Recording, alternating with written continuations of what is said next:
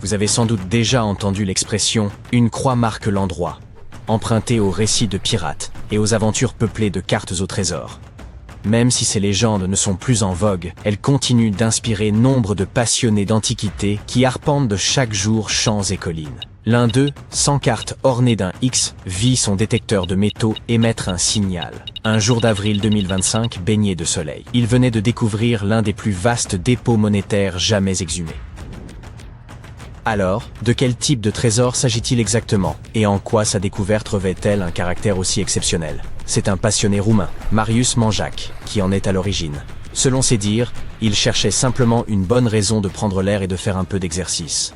Lors d'une de ses balades avec son détecteur de métaux, à environ 50 km au sud-ouest de Bucarest, son appareil a capté un signal. En creusant à cet endroit, il découvrit plusieurs pièces d'argent enfouies peu profondément. Bien qu'oxydées, elles semblaient en excellent état. Ce type de corrosion se produit lorsque le métal réagit à l'humidité ou à l'air sur une longue période, altérant son aspect, de la même manière qu'une pomme tranchée se ternit après un long contact avec l'air. La pile de pièces ne tarda pas à croître de manière impressionnante. Il devint évident qu'elles étaient entassées dans un récipient en céramique. Le décompte final atteignit près de 1500 deniers d'argent, probablement enfouis il y a près de 1700 ans. Toutefois, ces pièces remontent au règne, allant de Néron à Marc Aurèle, couvrant plus d'un siècle d'existence de l'Empire romain, ce qui leur confère une ancienneté proche de 2 millénaires. La diversité des effigies impériales suggère une fortune accumulée sur une longue durée. Le système monétaire romain comportait une variété de monnaies, si bien que l'exclusivité des deniers d'argent dans cette cache intrigue. Cela reviendrait à enterrer l'équivalent de 15 000 € en espèces, mais uniquement en coupures de 10. Ce détail pourrait indiquer que le propriétaire était un marchand ayant dissimulé ses profits durant une période incertaine. Il pourrait aussi s'agir tout simplement de l'épargne patiemment constituée sur une vie entière. Selon les empereurs et les périodes, la valeur du denier variait fortement. Ainsi, 1500 deniers pouvaient représenter une retraite confortable, ou s'avérer bien insuffisant. Au 1er siècle, un denier d'argent permettait d'acheter 12 miches de pain. Avec 5, on pouvait acquérir une amphore pleine de vin. Ce récipient en céramique, muni de 2 anses, servait à stocker et transporter du vin, de l'huile ou du grain. Il semblerait que ce soit précisément ce type de contenant qui abritait le trésor mis au jour. Les amphores romaines existaient en de nombreuses formes, mais furent progressivement standardisées comme unité de mesure, équivalent approximativement à 26 litres de liquide. Le lieu précis où le vase fut enfoui ne montre aucun signe de perturbation, ce qui laisse penser que le trésor a pu demeurer caché pendant tout ce temps. Pourtant, l'amphore était déjà fracturée lorsqu'elle fut découverte. Pourquoi aurait-elle été brisée, et qu'est-ce que cela signifie? Même si la cause exacte de cette fracture reste incertaine, les archéologues avancent l'hypothèse qu'elle aurait pu être volontairement provoquée dans le cadre d'un rituel protecteur préalable à l'enfouissement. Certaines civilisations anciennes avaient pour usage de briser des récipients rituels à des fins symboliques. Cela pourrait suggérer que l'amphore avait accompli son rôle, peut-être en tant qu'offrande sacrée ou comme moyen de dissuasion contre le vol. En somme, prenez mon argent, mais je garde mon précieux vase. Toutefois, de tels rituels sont peu attestés dans le monde romain, ce qui laisse la question entière. Peut-être s'est-elle tout simplement fendue à cause de la pression du sol, des cycles de gel et de dégel, de la croissance des racines, ou même du passage d'une taupe aveugle tâchant de se frayer un chemin. Bien que l'amphore et son contenu soient désormais entre les mains des spécialistes, leur découvreur a bien failli ne recevoir aucune récompense. Après avoir mis au jour le trésor, il lui fallait impérativement prévenir la police, afin de sécuriser le site. Mais le temps jouait contre lui. En Roumanie, un délai légal de 72 heures est imposé pour signaler toute découverte historique importante. Malheureusement, M. Manjac s'est heurté à un contretemps. C'était un jour férié, et les administrations compétentes étaient recloses. Il a donc passé les 2 journées suivantes à photographier avec soin chaque pièce de monnaie, avant de pouvoir remettre l'ensemble de ses trouvailles aux autorités. Le montant exact que M. Manjac pourrait percevoir reste inconnu du public, mais la législation roumaine prévoit généralement qu'un découvreur touche 45% de la valeur estimée de sa trouvaille. Une belle issue quand on sait que tout cela a commencé par une simple promenade avec un détecteur de métaux. Depuis, le lieu de la découverte a été classé site archéologique et toute fouille future devra s'effectuer sous la surveillance d'experts, ce qui laisse entrevoir la possibilité d'un prolongement à cette histoire. Mais pour l'heure, intéressons-nous à ce qui provoque les fameux signaux sonores des détecteurs de métaux et voyons s'il subsiste d'autres trésors encore enfouis à travers le monde. La majorité des modèles destinés aux amateurs reposent aujourd'hui sur une technologie appelée VLF, soit très basse fréquence. Lorsque vous balayez le sol avec l'appareil, sa bobine génère un champ magnétique invisible. Si un objet métallique, un clou, une alliance perdue ou une pièce d'argent romaine se trouve dans ce champ, il renvoie un signal. L'appareil le capte et émet un bip pour vous en avertir. Plus le signal est puissant, plus l'objet est probablement proche ou volumineux. En somme, il s'agit d'un procédé d'induction électromagnétique qui permet de faire réagir les métaux enfouis. Un peu comme si vous appeliez dans une caverne et écoutiez l'écho en retour. Fait amusant, les chauves-souris utilisent un principe semblable, mais fondé sur le son. On appelle cela l'écholocalisation. Si vous criez dans une grotte et les dérangez, elles peuvent émettre des clics aigus qui se répercutent sur les objets autour d'elles. Les échos ainsi produits les aident à déterminer la position de ce qui les entoure. Qu'il s'agisse d'un insecte ou d'un visiteur malvenu, rien ne lui échappe. Tandis que les détecteurs de métaux s'appuient sur des ondes magnétiques, les chauves-souris misent sur les sons et leur résonance. Si cela vous a donné envie d'essayer un détecteur, quels sont les lieux à privilégier ? Monsieur Manjac s'est contenté d'une promenade, mais pour beaucoup, c'est un loisir passionnant qui peut enrichir l'histoire et rapporter gros. Et ce plaisir ne se limite pas à la Roumanie, il s'étend bien au-delà. Au Royaume-Uni, des régions comme le Norfolk, le Suffolk ou le Lincolnshire sont devenues des lieux de prédilection. On y retrouve régulièrement des pièces romaines, des objets vikings ou des artefacts médiévaux. À l'âge du fer, les populations enterraient souvent leurs biens. Certains chercheurs pensent que c'était une forme de stockage, d'autres un acte rituel. Dans un cas comme dans l'autre, de nombreux dépôts pourraient encore s'y trouver. La France regorge elle aussi de vestiges enfouis, allant des trésors gallo-romains aux objets antiques. Aux Pays-Bas, une découverte récente a mis au jour un fragment d'une épée viking extrêmement rare. L'Écosse, quant à elle, n'est pas en reste. Des découvertes comme celle du trésor de Peebles offrent un nouvel éclairage sur les pratiques de l'âge du bronze. Si vous ne souhaitez pas partir en quête seul, sachez qu'il existe des circuits de détection organisés à travers plusieurs pays, proposant un accès encadré à des sites d'intérêt historique. Ces excursions sont idéales pour ceux qui recherchent des reliques anciennes. Mais si, à l'inverse, vous comptez plutôt enterrer un coffre et le soustraire au détecteur, jusqu'où devrez-vous creuser ? La plupart des détecteurs de loisirs peuvent localiser un gros objet enfoui jusqu'à près d'1 mètre. En revanche, pour les pièces ou autres objets minuscules, il faudra se contenter de 15 à 30 cm.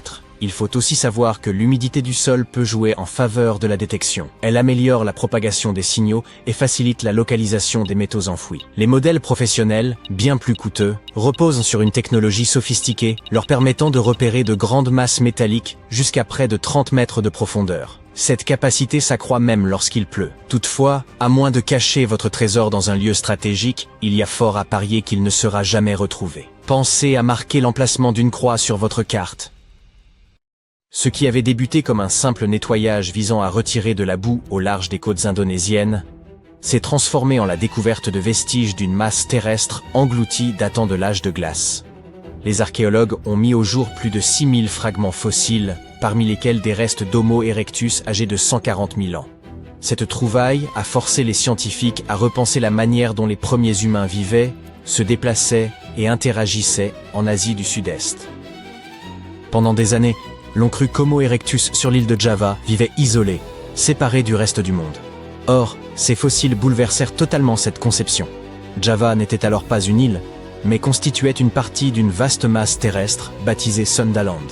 Ainsi, l'Asie du Sud-Est s'étendait comme si l'océan avait été vidé, reliant l'Indonésie, la Malaisie, Bornéo, la Thaïlande et le Vietnam en un unique et immense territoire. Les îles actuelles de Java, Sumatra, Bornéo et Bali étaient reliées par des réseaux fluviaux rappelant probablement l'Amazonie, par des forêts où circulaient d'imposants animaux, et par des plaines côtières qui seraient plus tard submergées à mesure que les températures s'élevaient. Homo erectus ne se trouvait pas contraint, il prospérait dans ce qui s'apparentait à un petit bonheur préhistorique. Ce paysage n'avait rien de ce que nous imaginons généralement de l'ère glaciaire, souvent perçu comme un désert gelé. Le niveau des mers chuta de plus de 120 mètres. Une partie considérable de l'eau s'étant figée en glacier. Lorsque ces volumes se retrouvèrent emprisonnés dans la glace, d'amples portions du plancher océanique émergèrent, comme de gigantesques pierres de gué. Les premiers hommes n'avaient plus besoin de bateaux. Ils pouvaient se rendre à pied de l'actuelle péninsule indochinoise jusqu'à des lieux qui sont aujourd'hui des îles, explorant et chassant des troupeaux à travers ces terres ouvertes, comme sur un gigantesque réseau autoroutier préhistorique. Cette vaste autoroute est essentielle, car elle réécrit totalement la compréhension des déplacements des premiers humains. Homo erectus disposait d'un continent entier à parcourir. Il suivait les fleuves, traversait les vallées et s'adaptait à des environnements variés, de la même façon que vous découvrez des raccourcis pour vous rendre au bureau ou trouver de nouvelles routes vers votre café préféré. Comme tout était interconnecté, les animaux circulaient aussi librement. Tigres, éléphants, bovins gigantesques et tortues de la taille de petites voitures. Les humains suivaient ces impressionnants animaux. Parmi les fossiles extraits du détroit de Madura, certaines preuves de ce comportement sont apparentes, comme des carapaces de tortues portant des traces de découpe et des os de bovidés fracturés. La présence de marques précises sur les os indique que quelqu'un prélevait délibérément la viande à l'aide d'outils qu'il avait façonnés lui-même. Quant aux os fendus, ils révèlent l'extraction de moelle, sorte de pâte protéinée préhistorique, riche en graisse et idéale pour obtenir les calories nécessaires à la survie. Ce niveau de planification et de savoir-faire surpassait ce que les chercheurs attendaient d'Homo erectus. Il rapproche cette espèce des comportements observés chez les premiers Homo sapiens ou les Denisoviens, montrant qu'ils ne se contentaient pas de subsister sur des restes, ils chassaient activement, transformaient leur nourriture et la partageaient, peut-être comme le font les humains modernes. Si vous les imaginez encore comme des hommes des cavernes lourdeaux et voûtés, oubliez cela. Ils étaient d'une vivacité remarquable. Les techniques qu'ils employaient pour transformer leur nourriture se rapprochent étrangement de celles d'autres hominidés, pas uniquement Homo erectus.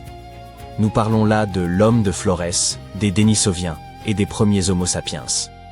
Cela suggère que ces groupes n'existaient maintenant peut-être pas seulement côte à côte, mais qu'ils ont pu interagir, échanger des idées, copier des méthodes, ou même se croiser et partager des territoires. Ainsi, l'Asie du Sud-Est ne se présente plus comme une série d'îles isolées, mais comme un écosystème humain foisonnant où différentes espèces se croisaient. Et voici l'aspect tragique, tout ce que nous connaissons de ce lieu, tout ce que les humains y ont construit, perdu et découvert, repose désormais sous les eaux.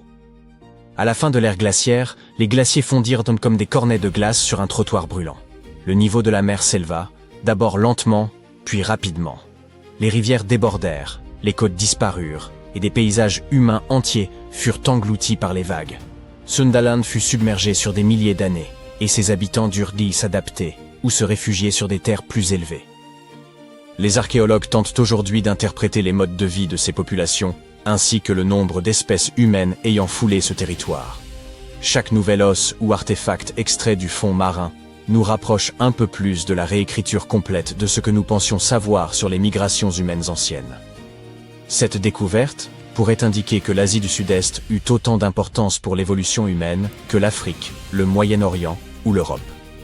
Sundaland ne représentait pas une simple péripétie secondaire, mais une véritable zone de rencontre, où l'humanité expérimentait, s'adaptait, apprenait et progressait. Des découvertes inattendues, comme celles survenues en Indonésie, continuent d'émerger à travers le monde, surprenant les scientifiques. En Chine, des agriculteurs espéraient récupérer des excréments de chauves-souris pour en faire des engrais naturels dans une étroite grotte calcaire. Ils tombèrent cependant sur des fragments d'os fossilisés, ressemblant étrangement à des parties d'un crâne humain. Ce crâne s'avéra extrêmement ancien, âgé d'environ 300 000 ans. Les chercheurs le baptisèrent, finalement, Maba 1. Découvert dès 1958, ce fossile suscita depuis lors de vives discussions quant à l'espèce humaine à laquelle il appartenait. Durant le Pléistocène moyen tardif, le monde s'apparentait à un véritable carrefour où déambulaient différentes espèces humaines anciennes. Ou, peut-être, Maba 1 provenait-il d'une espèce encore inconnue. Le principal problème résidait dans le fait que les chercheurs ne disposaient que d'une partie du crâne, ni mâchoire, ni autres os, comme tenter de résoudre un gigantesque puzzle avec la plupart des pièces manquantes. Pendant longtemps, on supposa qu'il pouvait s'agir d'un néandertalien. Mais l'emploi de la microtomographie, semblable à une supervision permettant d'examiner l'intérieur des fossiles sans les endommager, révéla d'étranges structures tubulaires reliant certaines zones de la boîte crânienne, structure quasi inexistante chez les Néandertaliens.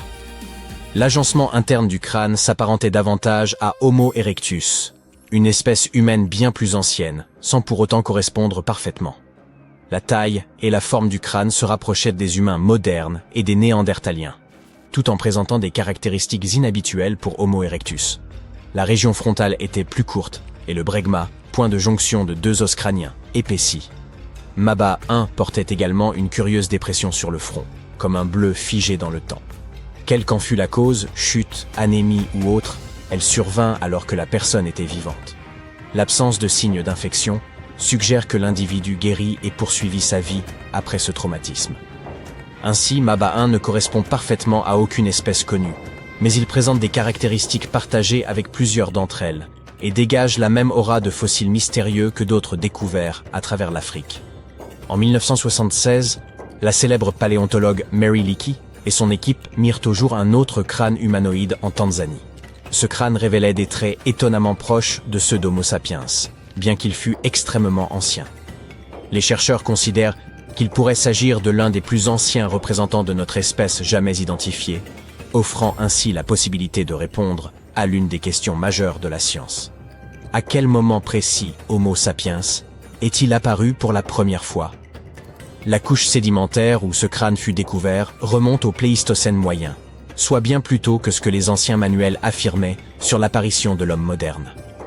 Il existe également le crâne découvert dans la mine de zinc de Broken Hill en Zambie. Les mineurs y tombèrent littéralement par hasard, accompagnés de quelques autres ossements. Les scientifiques le surnommèrent « homme de Rhodésie », et l'on crut d'abord qu'il constituait le chaînon manquant entre Homo erectus et Homo sapiens. Toutefois, grâce à des méthodes de datation plus précises et à de nouveaux outils de recherche, il fut établi qu'il avait environ 299 000 ans et appartenait très probablement. L'obscurité survient en plein midi. Qu'est-ce donc? La fin du monde? Devenez-vous aveugle? Un immense astéroïde se dirige-t-il vers la Terre? Rassurez-vous, il ne s'agit que d'une éclipse.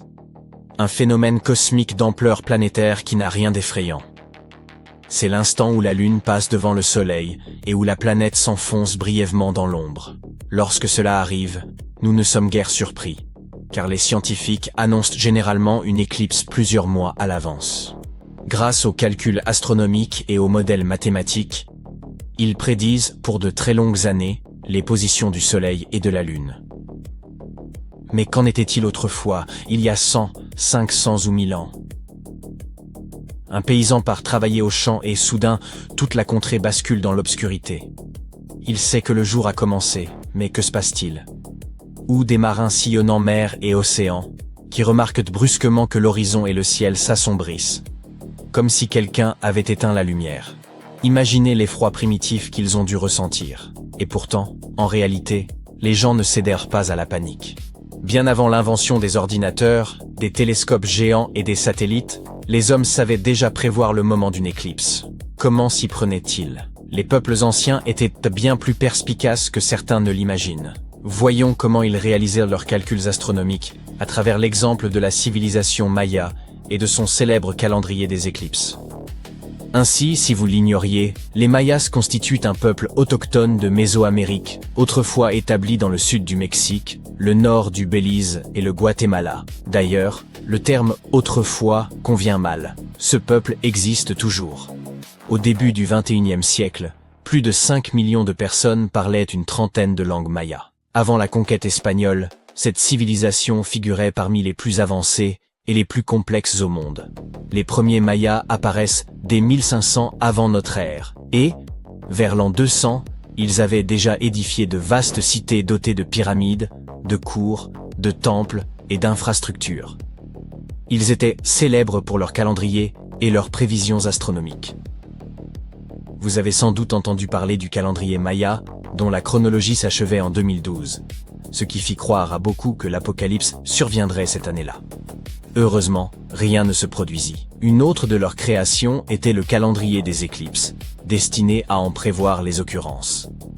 Longtemps, les scientifiques en ont ignoré le fonctionnement, mais ils en connaissent aujourd'hui le principe. Tout commence avec le Codex de Dresde, un ouvrage datant des XIe ou XIIe siècles. composé de 78 pages en papier d'écorce, renfermant des savoirs sur l'astronomie, l'astrologie, les saisons et la médecine. Il fait partie des rares livres à avoir survécu à la conquête espagnole du territoire maya. Les dates des éclipses revêtaient alors une grande importance. Mais pourquoi? Souhaitait-il simplement chômer et festoyer? En un sens, oui. Mais il s'agissait de cérémonies sombres et redoutables. D'antiques rituels sans rien de réjouissant. Les Mayas voyaient dans l'obscurcissement du soleil par la lune un signe envoyé par les créatures mythologiques qu'ils adoraient.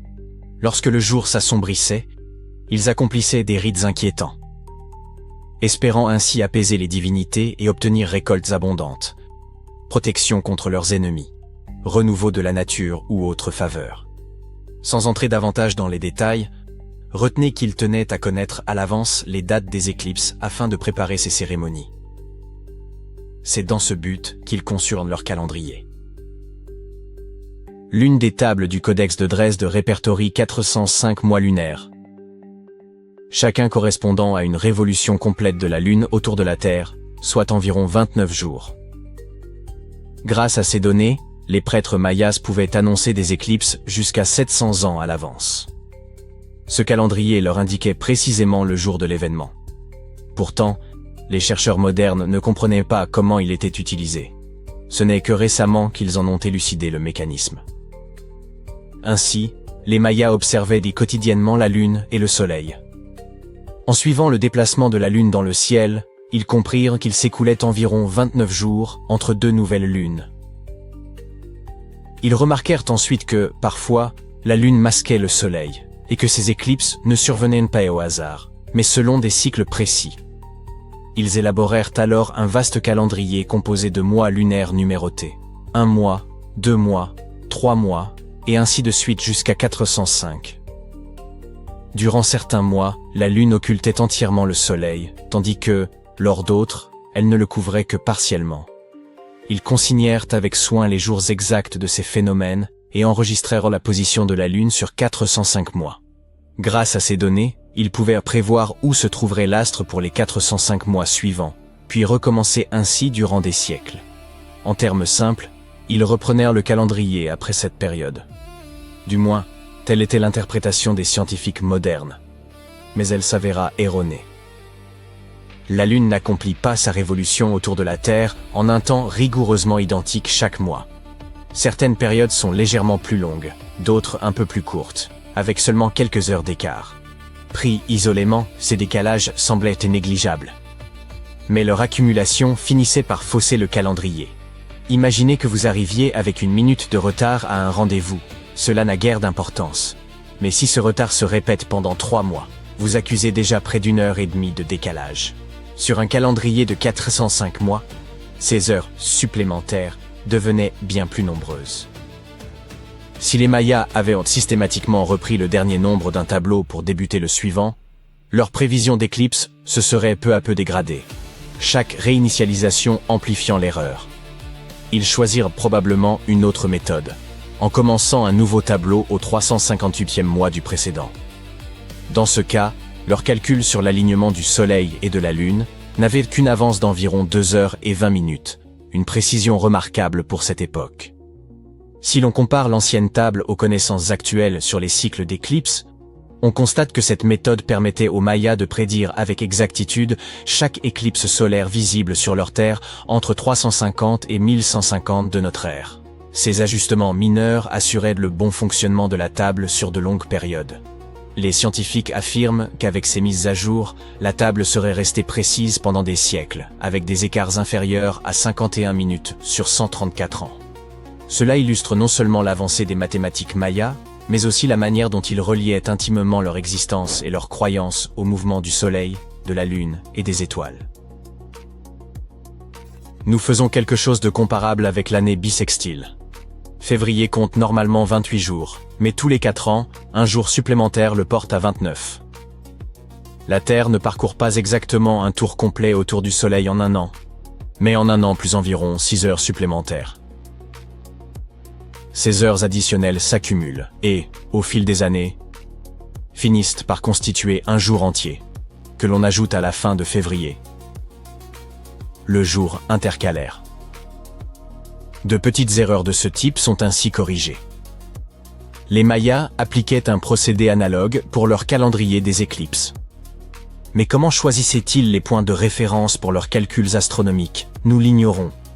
Ils y parvenaient sans ordinateur, télescope ni autre technologie moderne, simplement grâce à leur remarquable capacité d'observation de la nature. Un système similaire de cycles a conduit certaines personnes à croire que le monde prendrait fin en 2012.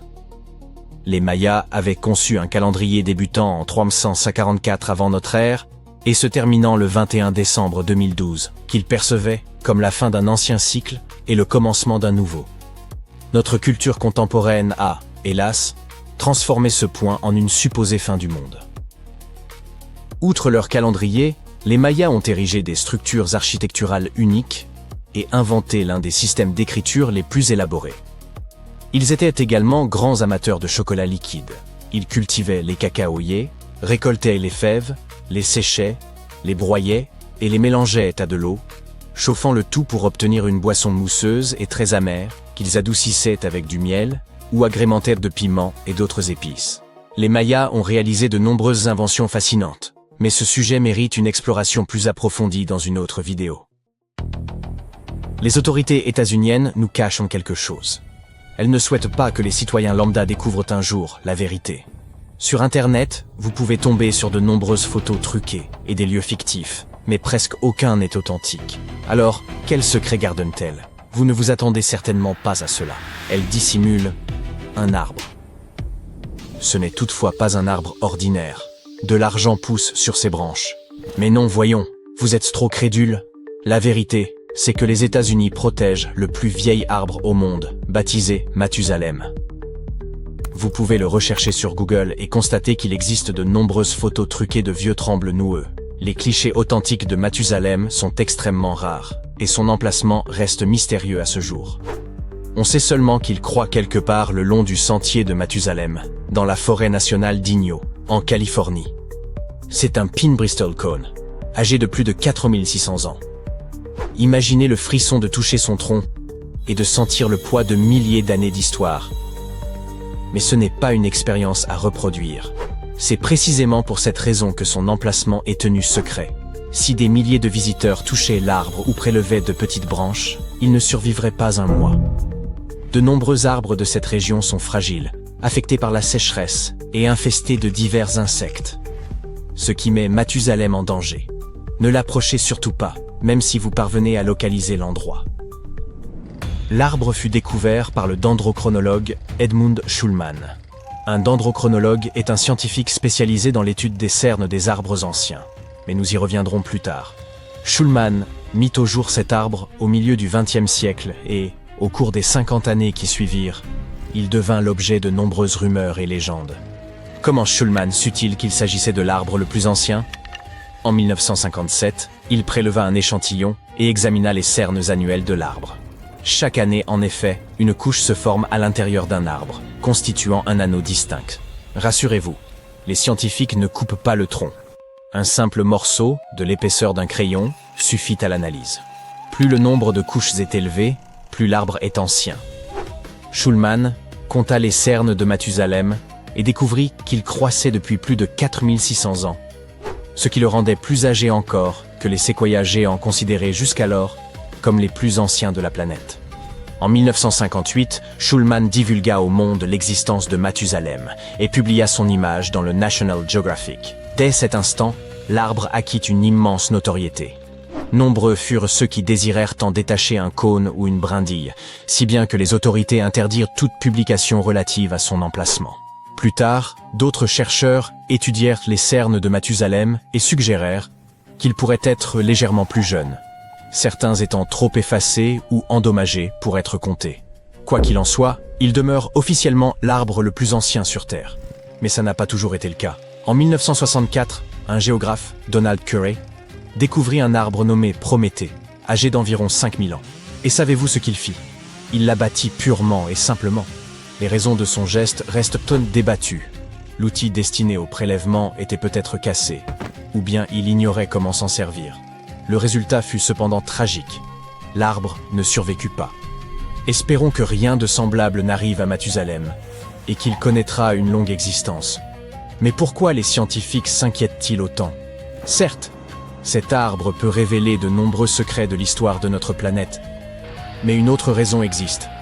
Selon une hypothèse, il pourrait vivre indéfiniment si personne ne le coupait, et si les sécheresses ou les parasites ne le détruisaient pas. En somme, Mathusalem s'apparente à une fontaine de jouvence offerte par la nature. Imaginez que l'on puisse appliquer ce prodige aux humains. Très bien, nous savons désormais ce que cachent les États-Unis. Mais connaissez-vous le secret qu'abrite l'Australie? Il ne s'agit pas seulement d'un arbre, mais d'une île. Même si l'on vous autorisait à la visiter, l'accès resterait difficile. Cette île se situe entre l'Australie et l'Antarctique, au cœur de l'océan. Mais il est fort improbable que l'on vous accorde ce privilège. En réalité, l'île Heard demeure totalement vierge de toute présence humaine. Et l'Australie souhaite qu'il en soit ainsi. Sur Internet, les informations fiables à son sujet sont rares. Nous savons seulement qu'elle comporte 2 volcans actifs, la plus haute montagne d'Australie, ainsi que plusieurs glaciers. Mais le plus fascinant, c'est qu'elle abrite des animaux que l'on ne trouve nulle part ailleurs. Son écosystème fermé protège des espèces qui n'ont peut-être jamais croisé l'homme. L'île suivante est bien connue et se situe au Brésil. Les autorités ne la cachent pas, mais en restreignent l'accès aux touristes. Même si vous obteniez l'autorisation de la visiter, vous n'en auriez probablement guère envie. Il s'agit de l'île aux serpents, dont le nom en dit long. Cette terre concentre le plus grand nombre de serpents venimeux au monde, les trigonocéphales insulaires. Une morsure de l'un de ces serpents représente un danger critique pour l'homme. Ils peuplent toute l'île et ne rencontrent pratiquement aucune concurrence d'autres animaux. Seuls des spécialistes, capables de manipuler ces reptiles, peuvent s'y rendre. Nombre d'endroits secrets demeurent inaccessibles, car les humains peuvent les endommager involontairement. Il ne s'agit pas d'une malveillance de notre part. Le simple fait d'être là peut modifier de minuscules éléments invisibles de la nature. Voici un exemple frappant du type de destruction que nous sommes capables de provoquer. Vous avez certainement déjà vu des photos de peintures rupestres anciennes représentant des chevaux et des taureaux. L'une des grottes les plus célèbres est celle de Lascaux, en Dordogne. Sur ces murs, on a découvert plus de 600 dessins et environ 1500 gravures, datant de 20 000 ans et représentant diverses espèces animales. Les chercheurs ouvrirent la grotte au public, ce qui provoqua un désastre. Trop de visiteurs perturbèrent l'écosystème de la grotte. Un champignon apparut et se répandit sur les murs, détruisant les anciennes fresques. Ce fut une véritable tragédie pour le monde scientifique. La grotte fut rapidement fermée aux visiteurs, et seuls quelques archéologues y ont désormais accès. Personne ne sait quand ou si la grotte rouvrira. Et ces témoignages de l'histoire humaine des premiers peuplements européens risquent de rester définitivement hors de portée du public. Notre prochaine destination secrète se situe à Svalbard, archipel norvégien. Il s'agit de la réserve mondiale de semences de Svalbard, un immense coffre-fort capable de conserver 4,5 millions de graines de diverses espèces. Les autorités affirment que ces graines y sont stockées pour préserver la population en cas de catastrophe locale. Beaucoup pensent cependant qu'elles sont conservées pour l'apocalypse, afin de replanter la terre si tout venait à disparaître. Pourquoi avoir choisi Svalbard parmi tous les pays? Son climat froid et sec offre des conditions idéales pour la conservation des graines. Le coffre est fortement sécurisé et classé confidentiel. Nul n'y pénètre sans autorisation. Tous nos lieux secrets sont liés à la nature. Une île, une forêt, une grotte. Mais que diriez-vous de terminer la vidéo en ville? Celui-ci se cache à la vue de tous, mais dissimule une pièce secrète à laquelle il est impossible d'accéder. À Atlanta, en Géorgie, à l'intérieur d'un musée doté d'une sécurité de pointe, un coffre garde jalousement la recette secrète du Coca-Cola. Comment? Oui, c'est probablement l'un des secrets les mieux protégés au monde. Argent, diamants, artefacts anciens. Rien n'est surveillé avec autant de rigueur qu'un simple bout de papier contenant la formule de la boisson. Ce secret est préservé depuis plus de 125 ans. Le dispositif de stockage unique et le système de sécurité rendent tout cambriolage quasiment impossible. On peut visiter le musée et observer la porte du coffre, mais rien d'autre. Il peut sembler extravagant de protéger ce simple document, mais cette boisson a rapporté des milliards à l'entreprise. Coca-Cola demeure l'une des boissons les plus populaires depuis plus d'un siècle et continue de générer des profits considérables. Il n'est donc guère surprenant que sa recette soit conservée avec de telles précautions. Savez-vous quelle quantité d'or a été extraite par l'humanité au fil de l'histoire? Environ 233 000 tonnes. Et les 2/3 de cette masse furent exploités après les années 1950. Divers pays, époques et des milliers de personnes impliquées. Mais que se passerait-il si d'immenses gisements d'or étaient découverts en un seul lieu? Et si un immense gisement de minerai d'or était révélé?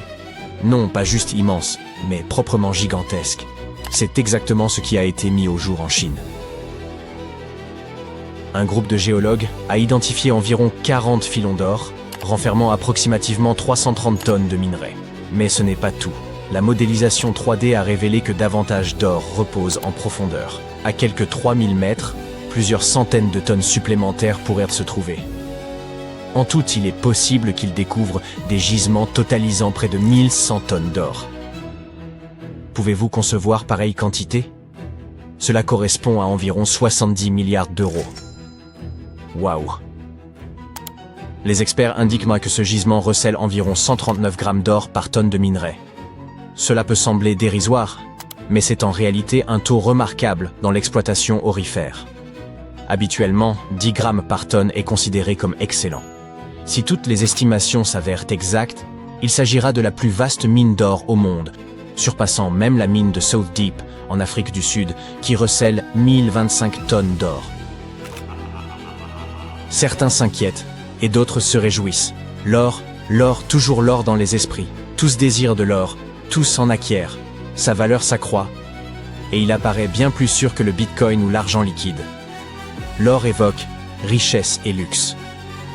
Il demeure constamment un placement précieux et rentable. Mais un instant, pourquoi en est-il ainsi? Qu'est-ce qui pousse les gens à s'enthousiasmer pour ce métal brillant? La vérité est que l'or possède à la fois une valeur pratique et psychologique. Depuis des siècles, l'or incarne le pouvoir, le prestige et la prospérité au sein de diverses cultures. Il semble que nous portions en nous une mémoire ancestrale nous signalant que l'or est précieux. Songez aux innombrables problèmes qu'il aura causés aux héros littéraires et aux multiples aventures autour de l'or que nous avons vues au cinéma. L'or suscite la joie et l'avidité, la cruauté et la domination. Voilà pourquoi il séduit tant de monde. Certes, il charme par son éclat, mais il demeure aussi d'une grande utilité. L'or ne rouille pas, ne se corrode pas, se conserve sur de longues périodes et ne se détériore pas. Il constitue l'investissement fiable par défaut. Toutes les autres formes d'épargne risquent de perdre de leur valeur lors des crises, tandis que l'or reste stable. Le seul inconvénient réside dans le risque de vol. Outre la joaillerie, l'or intervient dans l'électronique, la médecine, l'aérospatiale et de nombreux autres secteurs. Le Bitcoin tire sa valeur de la confiance des gens à travers le monde. L'argent possède sa valeur grâce à l'appui des autorités. L'or, en revanche, a une valeur intrinsèque. Il est tangible, visuellement séduisant, et son prix est consolidé par la croyance séculaire en sa valeur durable. Mais ne laissez jamais l'or vous troubler. Nombreux sont ceux qui perdent leur honneur, voire la raison à cause de lui. Évitez ce piège. Ce n'est qu'un simple morceau de métal brillant. D'autres métaux précieux existent dans le tableau périodique. Le palladium, l'argent, le cuivre, le platine. Pourquoi l'or occupe-t-il la première place? Les métaux moins nobles tels que le cuivre, le fer, le plomb et l'aluminium se corrodent et rouillent. L'aluminium, de surcroît, manque de durabilité. Le platine et le palladium surpassent l'or en prix. Mais leur rareté et la difficulté de leur extraction en limitent l'exploitation. Peu de pièces pourraient en être faites. L'argent, plus tendre que l'or, ternit, se raye et se déforme. Et, pour être franc, l'or reste le plus séduisant. Mais une autre raison explique ce coût élevé. Il est ardu à obtenir. L'extraction de l'or constitue un processus fastidieux. Dans les documentaires, vous avez peut-être observé des personnes se tenir à l'embouchure d'une rivière, collectant limon et argile, les tamisant à travers de la gaze et de petits filets, pour y découvrir quelques particules d'or. Il s'agit là de l'une des méthodes d'extraction de ce métal précieux. Il faut fournir un travail considérable pour obtenir seulement quelques fragments. Comment déniche-t-il l'or? Autrefois, c'était une question de chance. Quelqu'un marchait le long des rives et apercevait un éclat dans l'eau.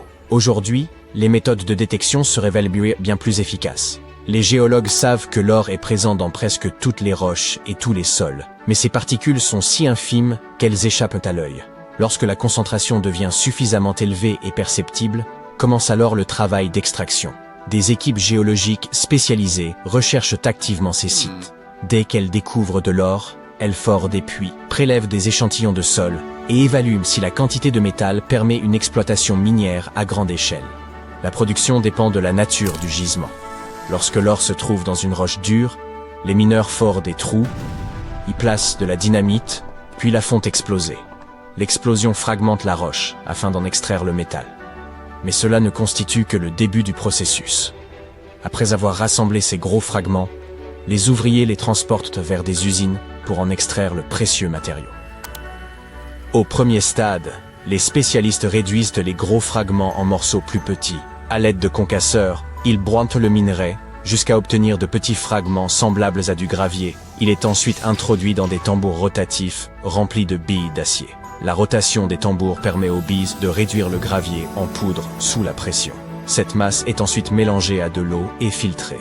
Par la suite, l'or est extrait du minerai au moyen de solvants chimiques et de systèmes de purification complexes. Il se fixe au carbone, puis en est séparé, suivi de plusieurs procédés supplémentaires, incluant l'électrolyse et des purifications plus approfondies. Enfin, l'or est fondu, débarrassé de ses impuretés, coulé en lingots, puis expédié vers d'autres installations pour un traitement complémentaire. Oui, il s'agit d'un processus difficile et chronophage, et il n'est pas toujours rentable.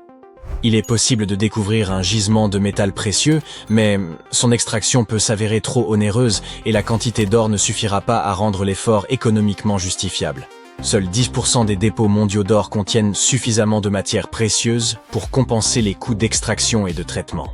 De nombreuses zones regorgent d'or, mais savez-vous combien sont réellement exploitables de manière productive?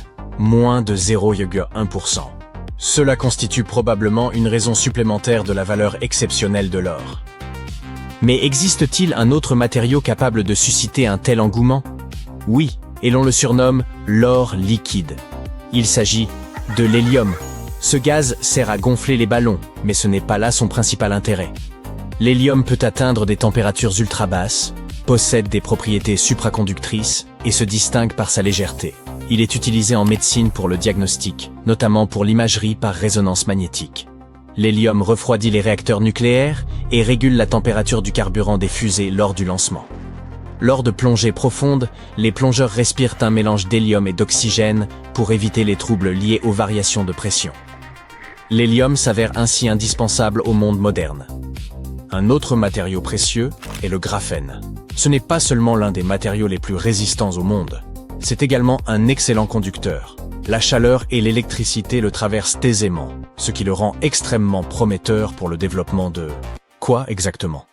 Étant donné que le graphène est aussi flexible, hydrofuge, non toxique et doté de propriétés antibactériennes, il se prête au développement d'innombrables applications. Équipements médicaux, génie mécanique, électronique, construction, logistique, conservation énergétique, industrie spatiale et sous-marine, et bien plus encore. Les savants estiment que le graphène pourrait permettre l'émergence de technologies révolutionnaires susceptibles de transformer la vie de tous. Un processus similaire s'est produit avec le silicium, largement utilisé pour produire des semi-conducteurs et des batteries rechargeables. Sans silicium, nous ne disposerions probablement pas de smartphones, d'ordinateurs portables, ni d'autres appareils électroniques. Le graphène pourrait lui aussi provoquer un nouveau bond technologique. Lorsque le monde s'orientera vers les énergies renouvelables et que les transports électriques se généraliseront, le graphène pourrait devenir le véritable or technologique. Les tests sur les batteries au graphène ont démontré qu'elles se rechargent plus de 70 fois plus vite que les classiques et durent 3 fois plus longtemps. Par ailleurs, elles sont peu coûteuses et respectueuses de l'environnement. Impressionnant certes, mais où peut-on se procurer ce graphène? Il est extrait du graphite, présent dans les entrailles de la Terre. L'un des plus vastes gisements se situe en Australie méridionale, avec 200 millions de tonnes de graphite de haute qualité, une quantité qui semble suffisante pour alimenter la planète entière. Un jour, je parcourais la jungle, muni d'une carte mal dessinée sur un morceau de tissu. Après des jours de marche, j'atteignis un ancien temple maya. Dès que j'y entrais, un bruit étrange se fit entendre. Je me retournai pour partir, mais soudain, le sol se fissura sous mes pieds, et je tombai directement dans une tombe vieille de 1600 ans. Finalement, j'eus de la chance. Ce jour-là, je ressortis chargé des jades étincelants, de coquillages sculptés, et je trouvais aussi un masque effrayant. Sa malédiction me hante toujours aujourd'hui. Bon, ça ne s'est peut-être pas passé exactement comme ça. Ou peut-être que ça ne m'est même pas arrivé. Hélas, l'archéologie dans la vraie vie, c'est pas comme les films d'Indiana Jones. Cependant, les découvertes peuvent être tout aussi importantes. Surtout au Belize, où des archéologues viennent de découvrir la première tombe identifiable d'un souverain dans la ville maya perdue de Caracol. Après 40 ans de fouilles. Une équipe a finalement réussi à ouvrir une chambre cachée, enfouie profondément sous une structure qu'ils avaient déjà étudiée. Et à l'intérieur de cette tombe, qui a environ 1600 ans, se trouvait Tekab Chaak, le premier roi connu de Caracol. On traduit couramment son nom par « Dieu de la pluie et de la branche d'arbre », ce qui est très poétique et vraiment génial. Le roi Chaak était considéré comme une divinité maya qui contrôlait la pluie, le tonnerre et les éclairs. Selon le folklore, il utilisait des haches pour frapper des serpents porteurs de pluie dans le ciel, et il se mettait à pleuvoir. Le roi enterré est considéré comme le fondateur de la dynastie. Et cette dynastie a duré plus de 460 ans. Et en jugeant par ce qui a été enterré avec lui, nous pouvons supposer que le roi Chaak était très admiré. Sa tombe contenait des perles de jade, des os sculptés, des bijoux en coquillage et des vases en poterie rituelle. L'un de ces vases représente Ekchua, la divinité maya du commerce, recevant des offrandes. D'autres montrent des prisonniers liés. Les archéologues ont su qu'ils avaient trouvé une haute royauté lorsqu'ils ont remarqué des quantités considérables de cinabre rouge dans la tombe, un matériau rare et coûteux propre au monde maya. Il y avait aussi un masque en mosaïque de jade, assemblé comme un puzzle pour couvrir le visage du roi d'un vert éclatant. On n'utilisait pas seulement le jade parce qu'il est très brillant. Il était sacré et symboliquement associé à la vie et à la mort. Le jade poli scintille comme s'il avait été trempé dans de l'eau, et il est froid au début mais se réchauffe rapidement dans la main. Pour les anciens Mayas, cette qualité faisait du jade une substance vivante, respirante. Et pour cette raison, il possédait une grande importance religieuse et spirituelle. Les Mayas l'associaient au souffle de la vie, à la royauté, à l'éternité. Couvrir de jade le visage de quelqu'un montrait à quel point cette personne était importante. Le masque du roi Chaak n'a pas encore été examiné correctement, mais un autre masque célèbre, celui du roi Pakal, est lui constitué de plus de 346 fragments de jade vert. Un travail méticuleux.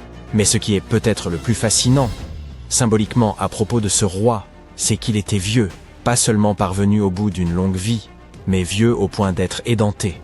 Pour nous, cela signifie qu'il ne sait pas bien nettoyer les dents. Parce que non, on ne perd généralement pas ses dents simplement en vieillissant, à condition qu'on maintienne une bonne hygiène bucco-dentaire et qu'on ait les soins adéquats. D'un autre côté, selon les légendes mayas, les édentés possédaient des pouvoirs spirituels. Les dirigeants et les chamans servaient d'intermédiaires entre les différents royaumes, et dans l'art, les divinités âgées ou du monde souterrain étaient souvent représentées sans dents. Et puisqu'on parle de monde, la cosmologie maya divisait l'univers en 3 couches. Le monde du haut était le domaine des dieux. Le monde du milieu était celui des hommes.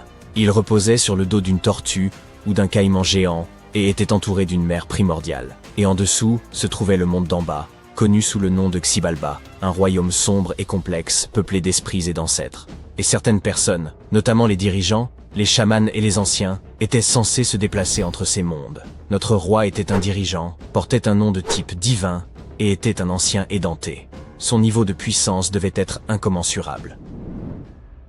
Mais ce n'est pas tout. Voici le plus inquiétant. La tombe était enfouie sous une autre tombe, découverte en 1993. Les archéologues enquêtèrent sur une autre sépulture lorsqu'ils ont réalisé qu'une autre chambre était cachée en dessous. Une cachette intéressante. Remarquablement, ça a fonctionné. Pendant plus de 1600 ans, personne ne l'a trouvée. Cela fait de la tombe de Tekab Chaak la première jamais découverte à Caracol, qui puisse être définitivement liée à un souverain connu, grâce aux hiéroglyphes, au contexte funéraire et aux artefacts. Si vous n'êtes pas fan de géographie ou d'histoire, vous n'avez probablement jamais entendu parler de Caracol. Aujourd'hui, c'est une ruine isolée au cœur des jungles de l'ouest du Belize.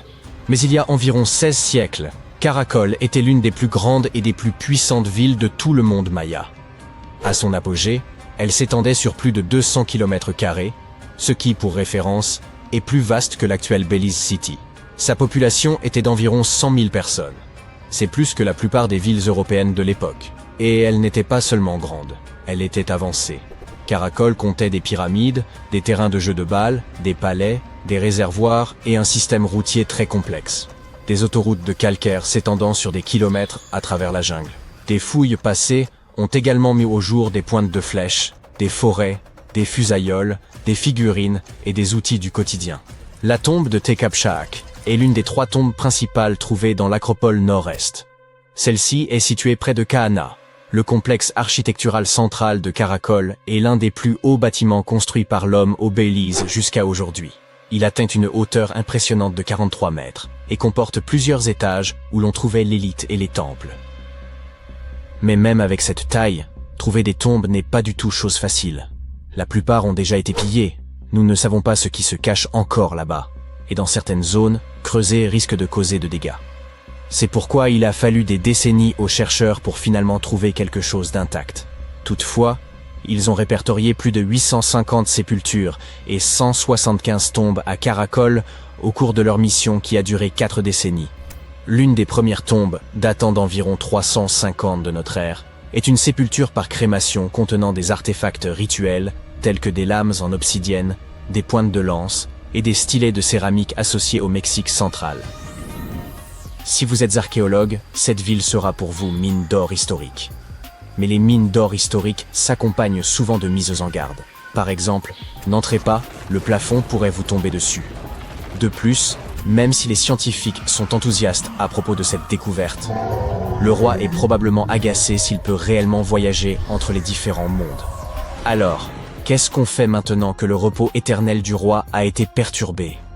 En ouvrant et en entrant dans la tombe de Tekapchak, les archéologues ont pénétré dans un lieu sacré censé rester fermé. Les tombes mayas n'étaient pas simplement des trous dans le sol avec un cercueil joliment taillé. Elles étaient scellées comme des coffres cosmiques, fermés avec de la pierre, de la terre, et parfois des rituels de fermeture élaborés. L'idée, c'est qu'une fois refermé, ce que la tombe contenait ne devait plus être touché. L'archéologie à Caracal et dans d'autres villes mayas nous ont bien prouvé tout ça. Des couches épaisses et impénétrables, des offrandes définitives et des débris soigneusement déposés signifiant clairement que nul ne devait pénétrer à l'intérieur. Les archéologues d'aujourd'hui les traitent encore ainsi. Ils travaillent selon des lois et des protocoles stricts et font montre du plus grand respect pour ce que tout cela représentait pour les bâtisseurs d'origine. Cependant, il est étrange de penser à la mythologie et de se demander si Chak va hanter les archéologues. Je suppose que nous verrons bien. Il ne devrait pas avoir peur. Il est vieux et n'a pas de dents. Peut-être qu'il les embêtera avec de la pluie. Après tout, il tient son nom d'une divinité pluvieuse, et nous ne connaissons toujours pas sa véritable puissance.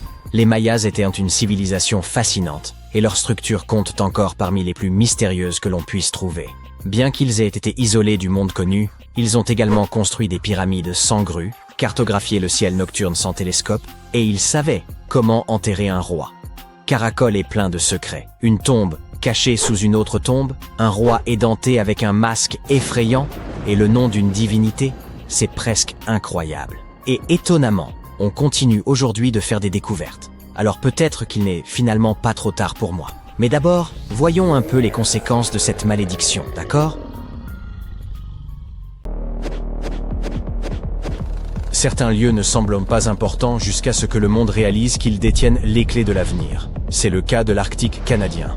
Pendant la majeure partie de l'histoire, il n'y avait là que de la glace, de la neige, des rochers, des caribous et encore plus de glace. Mais maintenant, la région est sur le point de devenir l'une des plus importantes de la planète et pourrait faire du Canada une superpuissance mondiale. Pourquoi ? Parce qu'elle recèle de minéraux dont on a besoin pour les véhicules électriques, les satellites et les systèmes de missiles, et la demande explose. Il ne s'agit toutefois pas simplement d'extraction et de ressources, il s'agit aussi de contrôle. Actuellement, la Chine a une avance considérable car elle raffine plus de 90% des terres rares mondiales. Cela signifie que si vous voulez lancer un satellite, fabriquer des appareils électroniques avancés ou même simplement maintenir l'éclairage de votre maison intelligente, il y a de fortes chances que vous dépendiez de la Chine. Et cela rend la plupart des grandes puissances mondiales très nerveuses. Parce qu'au moment où tout devient électrique, personne ne veut dépendre de son principal rival géopolitique. Ainsi, la course internationale aux technologies propres a officiellement démarré. Les États-Unis, l'Europe, le Japon, l'Australie, tous sont en compétition. Cependant, les dernières technologies et un potentiel inexploité pourraient donner au Canada un bel avantage. Le Canada possède ces minéraux depuis des décennies, mais en raison des prix bas, du terrain difficile et de l'absence d'une véritable ruée mondiale, personne n'y a encore vraiment touché. Cependant, Ottawa s'est enfin décidé à passer à l'action. En 2022, le Canada a lancé sa stratégie sur les minéraux critiques, avec des milliards en financement et des avantages fiscaux pour inciter les entreprises à aller creuser. Il projette également de construire les routes, les ports et les lignes électriques nécessaires pour accéder à ces gisements reculés du Grand Nord. Le Canada produit déjà plus de 60 minéraux et métaux, mais 31 d'entre eux sont désormais considérés comme critiques. 6 d'entre eux reçoivent un traitement de faveur. Le lithium, le graphite, le nickel, le cobalt, le cuivre et les terres rares. Mais déterrer ces trésors n'est que la première étape. Le vrai plan? Garder tout ça sur place. Transformer ces richesses glacées en batteries flambant neuves sur les lieux mêmes de l'extraction. Cela signifie qu'ils construiront non seulement des mines, mais aussi des raffineries, des centres de traitement et des usines de haute technologie, dans un lieu où il n'y avait jusque-là que des congères et du silence. Alors que d'autres en discutent encore, le Canada s'affaire à bâtir des routes et à tendre des lignes électriques. Lentement mais sûrement, il transforme les champs de neige en des terrains de jeu high-tech. Accéder à tous ces trésors enfouis était autrefois presque impossible. Après tout, nous parlons de terres reculées où aucune voie n'a jamais abouché. Le sol est gelé en profondeur pendant la majeure partie de l'année. Et même si vous trouviez quelque chose de précieux, le transporteur était un véritable cauchemar logistique. Alors, qu'est-ce qui a changé? Le Canada a un atout dans sa manche, l'IA. Je ne sais pas ce que vous en faites, mais moi, je l'utilise principalement pour créer des mèmes et de la musique. Et les géologues, ils scannent l'Arctique au rayon X comme si c'était Minecraft. Au lieu de forer à l'aveugle, ils utilisent des échantillons de carottes datant de plusieurs décennies, les analysent avec l'IA et obtiennent des prévisions étonnamment précises sur ce qui se trouve sous la surface. C'est comme passer d'une carte au trésor de vieux pirates à un GPS qui vous indique où creuser exactement. Des entreprises comme Geologica AI et Cobalt Metals sont déjà au travail. Elles intègrent ces données dans l'IA afin d'obtenir la localisation précise du nickel, du cobalt et des terres rares. Dans les territoires du Nord-Ouest, le Canada dirige un laboratoire pilote qui utilise l'IA et la numérisation pour réanalyser des échantillons de roches datant de plusieurs décennies. L'objectif est de repérer des gisements minéraux cachés que les méthodes anciennes auraient pu manquer. Et ce sans creuser un seul nouveau trou. Tout cela a l'air plutôt génial, mais j'ai peut-être présenté les choses de manière un peu trop simplette. Creuser dans l'Arctique est une immense galère logistique. Pour commencer, il ne s'agit pas seulement d'un coin reculé. L'Arctique canadien est immense. Il représente presque la moitié du pays, s'étendant sur le Yukon, les territoires du Nord-Ouest et le Nunavut. Nous parlons d'une région plus grande que l'Inde, mais avec moins d'habitants qu'une petite ville. La plus grande partie est constituée de pergélisol, de terres sauvages et d'îles complètement glacées disséminées à travers tout l'archipel. Les températures vont de 10 degrés seulement en été à moins 40 ou même moins, avec un sol qui reste gelé presque toute l'année. Fait amusant. Saviez-vous que moins 40 degrés Celsius est l'équivalent de moins 40 degrés Fahrenheit? C'est la seule température où les deux systèmes se croisent. Ils possèdent chacun leur rythme et ne se rencontrent que quand il fait suffisamment froid. Voilà, c'était pour les passionnés de la météo, dont je fais partie. On ne peut donc pas simplement débarquer en camion et commencer les travaux en Arctique.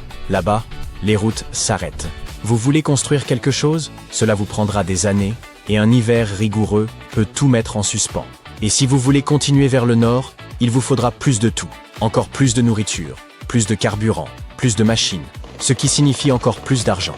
Et à propos d'argent, un autre fait glaçant est le coût d'une telle opération. L'exploitation minière dans l'extrême nord est bien plus chère qu'en Australie ou au Chili par exemple. Une IA pourra vous indiquer où se trouvent les minéraux, mais il faut encore que des gens et de grosses machines aillent creuser. Et cela coûte une fortune. Et ce n'est pas tout. La majeure partie du nord canadien est un territoire autochtone. Les communautés des Premières Nations, des Inuits et des Métis y vivent depuis des milliers d'années. Et les zones riches en minéraux se trouvent souvent directement sur leurs terres ancestrales.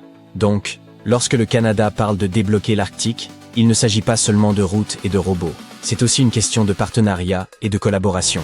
Les autorités ne peuvent pas simplement faire ce qu'elles veulent.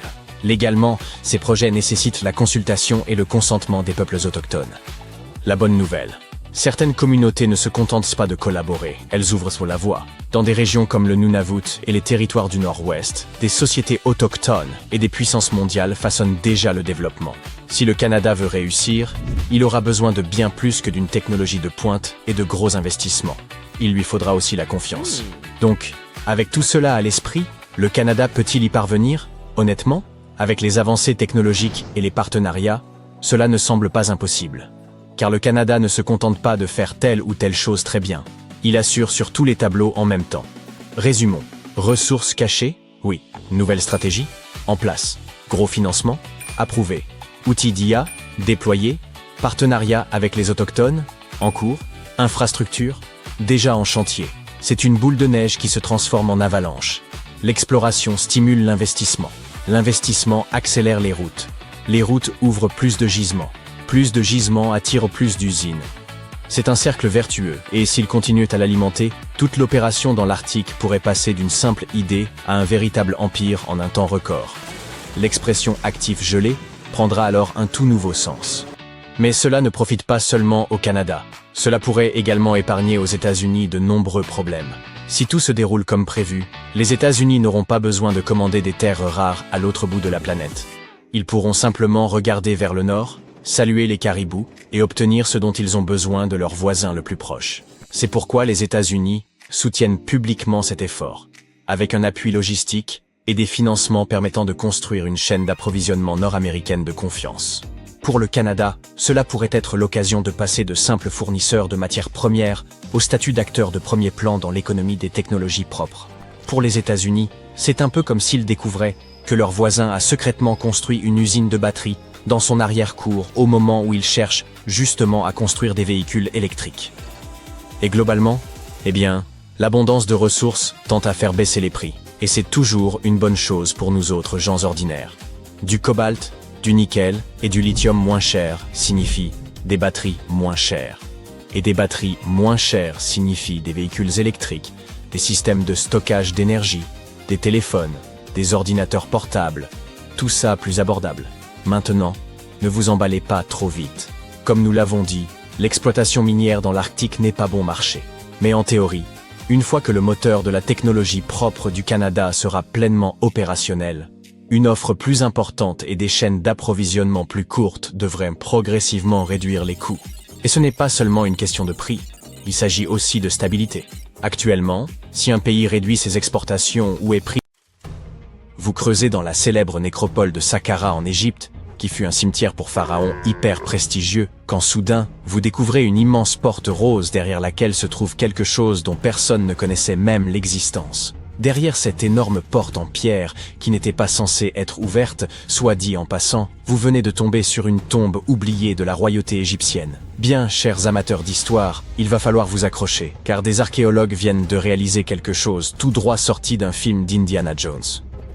Voyageons donc jusqu'à Saqqara, l'un des sites les plus mystérieux et riches en trésors de l'Égypte ancienne. La vedette du spectacle, un prince dont vous n'avez probablement jamais entendu parler, le prince Ouserefrey, fils du roi Ouserkaf. Personne de bien important, hein? Juste le fondateur de la 5e dynastie d'Égypte. Rien de bien sérieux. Mais la manière dont sa tombe a été découverte, tout a commencé avec cette porte massive, faite de granit rose, rien de moins.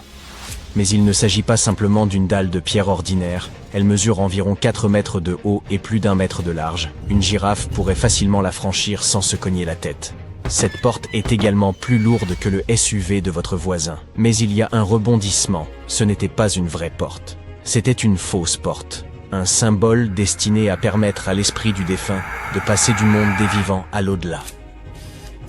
C'est là que notre histoire devrait prendre fin. Après tout, les fausses portes sont courantes dans les tombes. Mais celle-ci était vraiment spéciale. Vous voyez, les fausses portes étaient généralement fabriquées en calcaire, une roche assez commune et répandue un peu partout en Égypte. Pour en construire une en granit rouge ou rose, il fallait transporter ces roches depuis une carrière située à 650 km de là. Et vous vous doutez bien que le voyage n'était pas bon marché.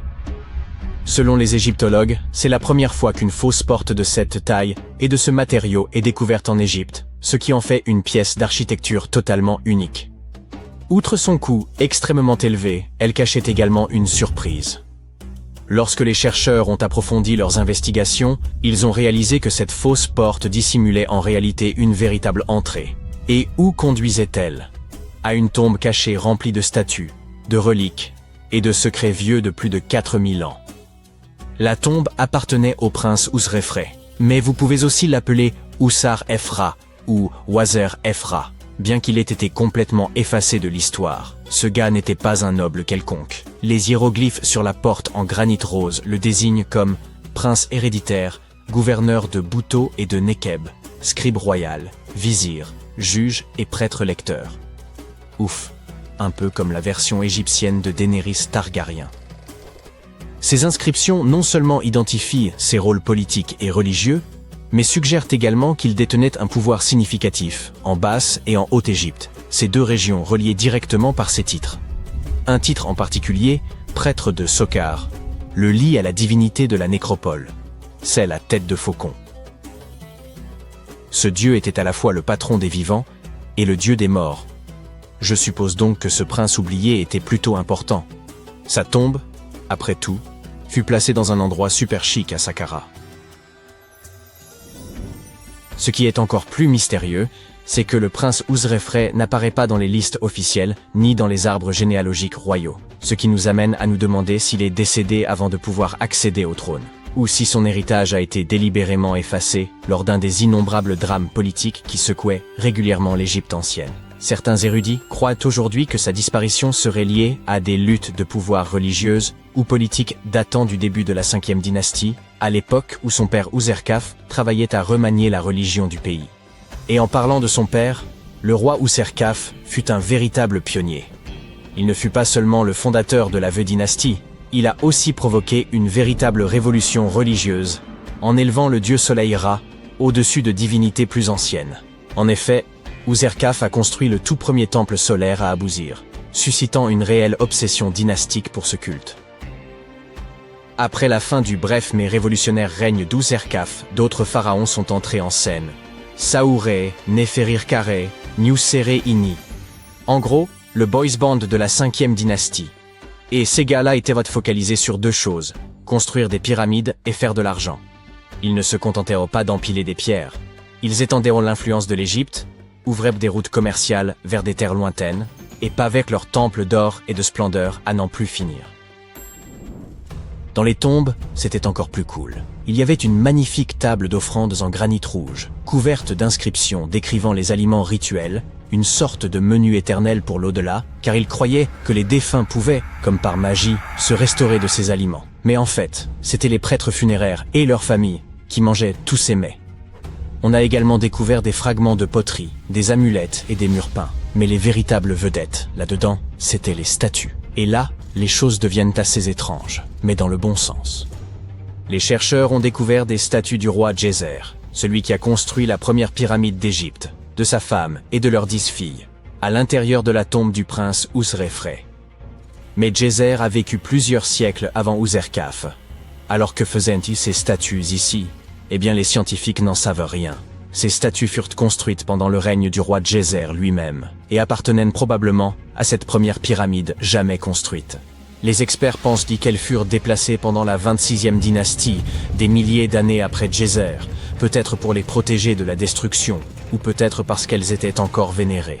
En gros, les anciens Égyptiens étaient des accumulateurs, mais d'une manière élégante. Les scientifiques savent également de façon certaine que certaines gravures et statues retrouvées dans cette tombe ne furent réalisées que bien plus tard, ce qui signifie que le site fut probablement transformé en une espèce d'entrepôt pour objets de luxe, ou peut-être s'agit-il simplement d'une forme de décoration intérieure très ancienne. Quoi qu'il en soit, ce n'était pas tout. Il y avait une autre entrée en granit rose du côté est du tombeau, avec des inscriptions liées au roi Néferirkare, un autre pharaon de la 5e dynastie qui a également essayé de construire sa propre pyramide, mais a échoué. Et près de cette deuxième entrée, les archéologues ont découvert quelque chose de jamais vu auparavant à Saqqara. Un ensemble de 13 statues en granit rose, toutes assises en rang sur un banc à dossier, comme si elles étaient dans la salle d'attente du fisc de l'au-delà. Certaines avaient la tête surélevée et représentaient probablement les épouses du prince, tandis que d'autres n'avaient plus de tête du tout. Une statue en granit noir fut trouvée à l'envers. Peut-être est-elle tombée à un moment ou à un autre au cours de tous ces longs siècles silencieux. Selon les archéologues, la position et la forme des têtes suggèrent que ces statues suivaient une hiérarchie sociale stricte, avec les figures centrales représentant probablement des individus de statut plus élevé. Les statues sans tête pourraient indiquer un travail inachevé ou des actes de vandalisme. Et à propos de statues en granit noir, on en a trouvé une autre à l'intérieur de la tombe. En se basant sur sa forme et ses inscriptions, il semble qu'elle ait été placée là au cours de la 26e dynastie, à l'époque où furent déplacées ses autres statues, celle de Djeser. Cela suggère que la tombe n'était pas abandonnée. Elle a été réutilisée, adaptée, et peut-être même vénérée par les générations suivantes. D'ailleurs, le granit noir fut associé à Osiris, le dieu des enfers, pendant la période tardive. Ce qui signifie que la présence de cette statue est un indice que la tombe est devenue un espace rituel bien après la mort du prince. Tout cela, des portes en granit géantes, des statues surprenantes, des tombeaux réutilisés, constituent une découverte absolument passionnante. Le prince Ouserefre n'est peut-être pas encore un nom connu, mais son tombeau est désormais l'un des plus fascinants jamais découverts à Saqqara. Il témoigne non seulement de ce qu'était l'ancien empire, mais aussi du fait que les anciens Égyptiens restaient en contact avec leur passé, même des milliers d'années plus tard. Alors, qu'est-ce que tout cela signifie? Pourquoi cacher un tombeau derrière une porte factice? Pourquoi le remplir de statues de différentes époques? Et qui était exactement le prince Ouserefre? C'est le genre de mystère qui pousse les archéologues à creuser et qui nous fascine. En fin de compte, cette découverte ne concerne pas seulement un tombeau. Elle concerne tout ce qui repose encore sous les sables d'Égypte. Au fur et à mesure que nous faisons de nouvelles découvertes, nous réalisons que l'histoire ancienne ne disparaît jamais. Elle sommeille simplement, derrière d'immenses portes de granit rose.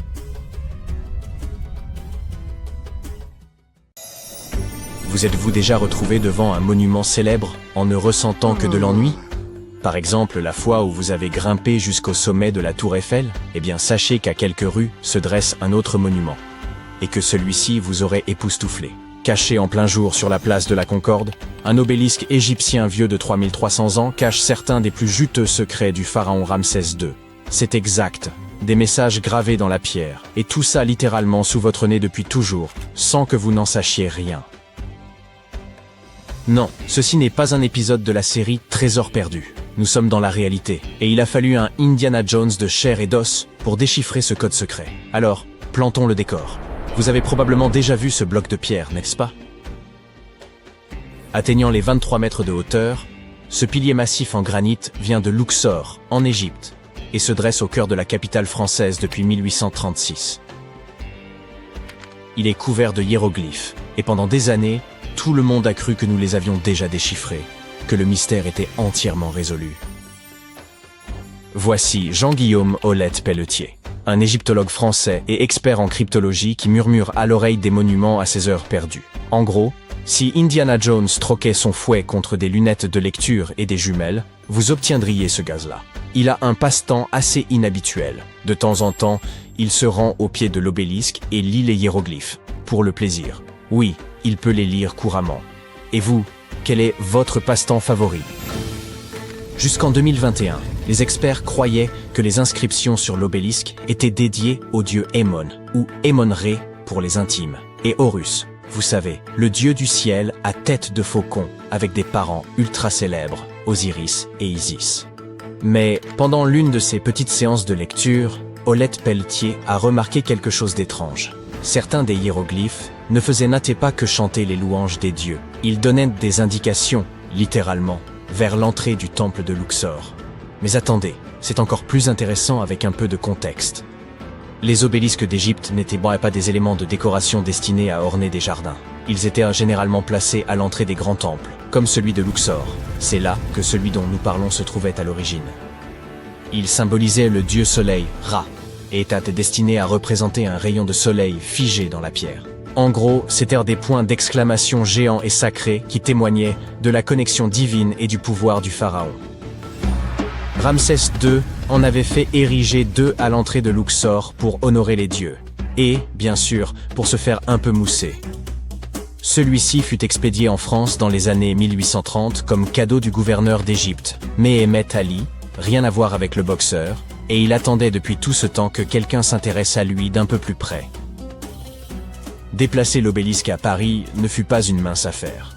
Il pesait plus de 220 tonnes et dut être transporté sur un navire spécialement construit, appelé le Luxor. Quelle originalité! Le coût total du transport équivaut aujourd'hui à 19 millions de dollars. Fait intéressant, un obélisque identique se dresse encore à Luxor, ce qui permet aux chercheurs de comparer les deux structures lors de leurs études. C'est intentionnellement qu'on avait construit deux obélisques. Ils devaient guider l'œil et l'esprit vers des espaces sacrés. Heureusement pour nous, Jean-Guillaume a fait le bon choix en se penchant sur ce monument. L'obélisque était en cours de restauration pour les Jeux Olympiques. L'échafaudage était monté, lui offrant un accès rare jusqu'au sommet. Armé de jumelles et d'une échelle, il s'est retrouvé face à des parties du pilier que la plupart d'entre nous ne peuvent apercevoir qu'en plissant les yeux depuis la rue, tout en bas. Et c'est à ce moment qu'il a découvert quelque chose d'incroyable. Il s'avère que les anciens Égyptiens ne s'amusaient pas à graver des symboles au hasard dans la pierre. Ils avaient quelque chose de bien plus intéressant en tête, des crypto-hiéroglyphes. Il s'agissait d'une forme d'écriture spéciale, un code utilisé exclusivement pour les messages les plus sacrés. En gros, des émojis antiques réservés aux VIP. Tandis que les prêtres normaux pouvaient lire les hiéroglyphes normaux, les crypto-hiéroglyphes étaient réservés au cercle intime du pharaon. Aujourd'hui, seules 6 personnes sur Terre peuvent les lire couramment. Et devinez quoi? Notre ami Jean-Guillaume est l'une d'entre elles. Maintenant, les choses deviennent encore plus fascinantes. Normalement, les hiéroglyphes écrits sur des monuments se lisent de haut en bas et de droite à gauche. Assez simple. Mais Jean-Guillaume a un jour décidé de changer de méthode et de les lire horizontalement au lieu de verticalement. Il a alors commencé à repérer des motifs étranges, des phrases et des symboles qui étaient restés cachés à la vue de tous pendant près de 200 ans. Certains de ces messages étaient si habilement cachés qu'on ne pouvait les comprendre qu'en tournant autour de l'obélisque d'une manière très précise. Il appelle cela la cryptographie en 3D. Et oui, cet obélisque est comme un immense Rubik's Cube. Selon l'angle sous lequel vous le lisez, le message changera du tout au tout.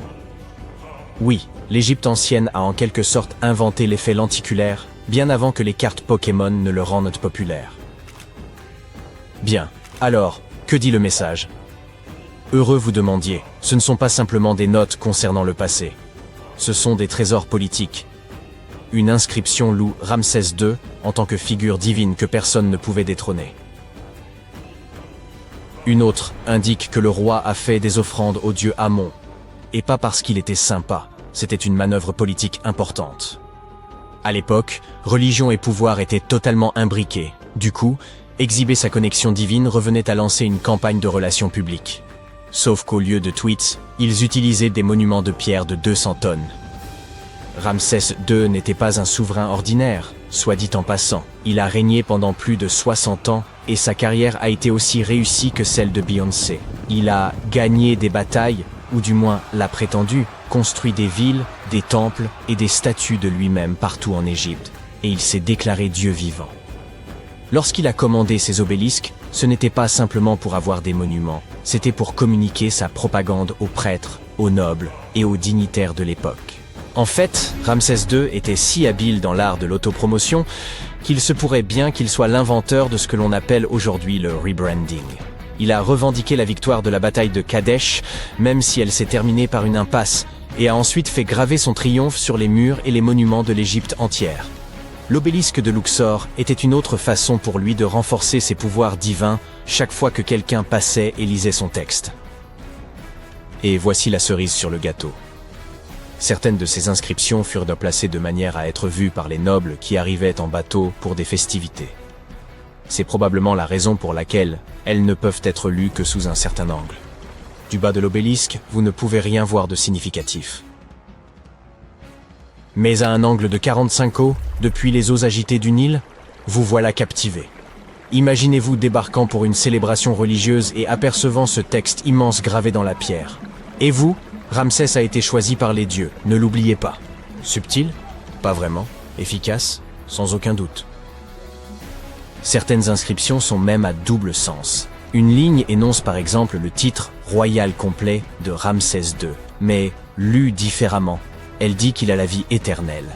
C'est du branding de haut niveau. On l'entend presque dire Regardez-moi. Je suis toujours tendance après plus de 3000 ans. Pendant des décennies, les chercheurs ont cru que ce monument nous avait révélé tous ses secrets. Mais grâce à des passionnés et à leur patient travail, ainsi qu'à de nouveaux instruments, nous savons maintenant qu'il reste encore beaucoup de choses à découvrir. Les recherches complètes d'Olette Pelletier n'ont pas encore été officiellement publiées, mais ce qu'il a découvert bouleverse déjà ce que nous pensions savoir sur les monuments de l'Égypte ancienne. Bien sûr, tout le monde n'est pas encore convaincu. Certains érudits sont sceptiques, notamment quant à l'idée selon laquelle les nobles en bateau pouvaient réellement distinguer ces messages.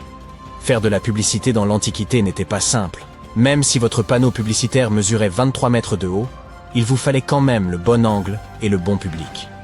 Alors, la prochaine fois que vous serez à Paris en train de contempler l'obélisque tout en sirotant votre café au lait hors de prix, souvenez-vous, vous ne regardez pas simplement un presse-papier luxueux du 19e siècle. Vous vous trouvez devant une véritable campagne de relations publiques, un puzzle en 3D et une démonstration de force vieille de 3300 ans de Ramsès II lui-même. Et soyons réalistes. Si cet obélisque a pu nous cacher ses messages pendant aussi longtemps, qui peut dire qu'il nous a tout révélé? Alors prenez votre loupe, canalisez l'égyptologue qui sommeille en vous, et rappelez-vous, le véritable trésor, ce n'est ni l'or ni les bijoux, c'est l'histoire gravée dans la pierre.